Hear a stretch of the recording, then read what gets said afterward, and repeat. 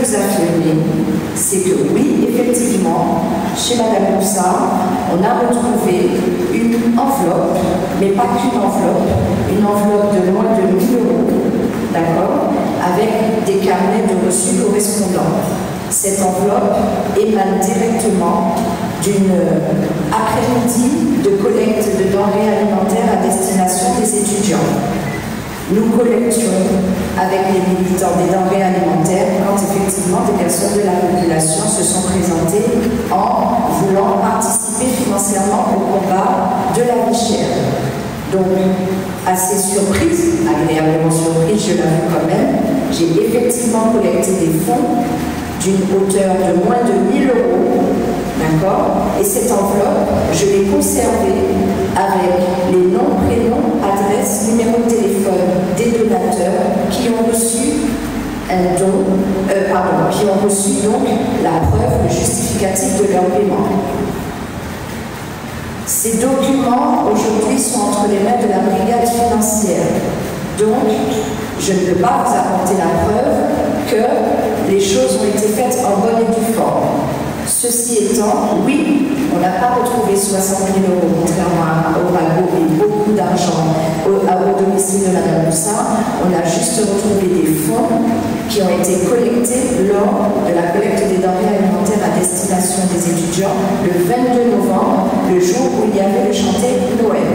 Ce jour-là, j'étais l'instigatrice de cette opération. Il n'y avait ni M. Petito, ni Mme Roger.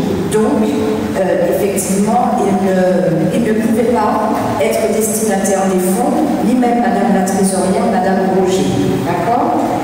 Donc, cette enveloppe, je l'avais conservée chez moi, ainsi que les reçus, pour attendre l'ouverture du compte en banque et déposer cette somme sur le compte en banque une fois qu'il allait être créé. Ceci étant, entre-temps, la brigade financière a fait sa perquisition et partie aussi bien avec les reçus qu'avec l'enveloppe.